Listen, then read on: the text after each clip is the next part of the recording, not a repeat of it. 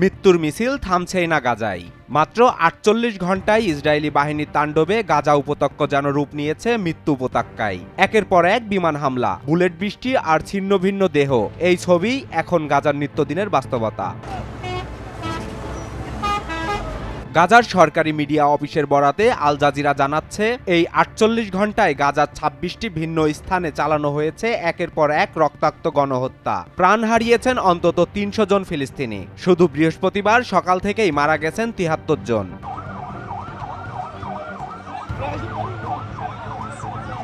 সবচেয়ে বিভীষিকাময় হামলা চালানো হয়েছে বিতর্কিত জিএইচএফ পরিচালিত ত্রাণ বিতরণ কেন্দ্রগুলোতে, যেখানে সহায়তা নিতে গিয়ে প্রাণ হারিয়েছে ৩৩ জন। যারা ক্ষুধা মেটাতে গিয়েছিলেন ফিরেছেন লাশ হয়ে।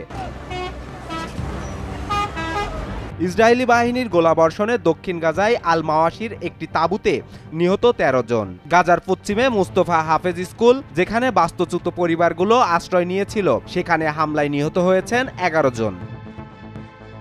আল জাজিরার সাংবাদিক তারেক আবু আজ্জুম জানাচ্ছেন, ত্রাণের লাইনে ঘন্টার পর ঘন্টা দাঁড়িয়ে থাকা মানুষদের উপর আচমকা গুলি চালানো হয়। কারো কিছু বোঝার আগেই ধসে পড়ে শতাধিক দেহ। চারদিকে আতঙ্ক, কান্না আর রক্তের গন্ধ। জিএইচএফ বিতরণ কেন্দ্র নাকি হত্যার কেন্দ্র? জিএইচএফ পরিচালিত কেন্দ্রগুলোতে মোতায়েন করা নিরাপত্তা কর্মীদের বিরুদ্ধে গুরুতর অভিযোগ উঠেছে।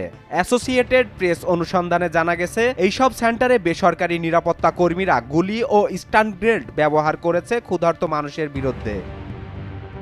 ২ জন মার্কিন কন্ট্রাক্টর এপিকে জানিয়েছেন, এই মিশনে কোনো শৃঙ্খলতা নেই। অধিকাংশ নিরাপত্তা কর্মী প্রশিক্ষণবিহীন, আর তাদের আচরণ মনে হচ্ছে যেন যে কোনো কিছু করার লাইসেন্স পেয়েছে তারা।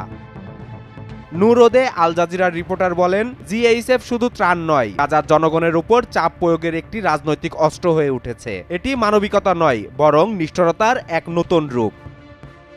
১৩০টিরও বেশি আন্তর্জাতিক মানবাধিকার সংস্থা এক যৌথ বিবৃতিতে জিএইচএফ বন্ধের দাবি জানিয়েছেন। তাদের ভাষায়, ক্ষুধাকে অস্ত্র বানিয়ে ফিলিস্তিনিদের বিরুদ্ধে যুদ্ধ চালানো হচ্ছে। গাজার স্বাস্থ্য মন্ত্রণালয়ের সর্বশেষ তথ্য অনুযায়ী, ইসরায়েলের অভিযানে এই পর্যন্ত নিহত হয়েছেন ৫৬,৬৪৭ জন ফিলিস্তিনি। আহত হয়েছেন ১,৩৪,১০৫ জন।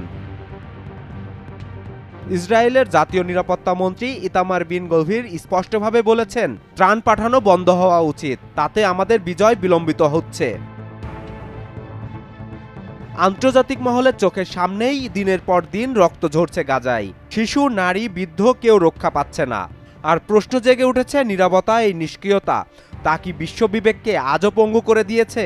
বিশ্ববাসীর এখন একটাই চাওয়া, মানবতার নামে এবার থামুক এই হত্যাযজ্ঞ।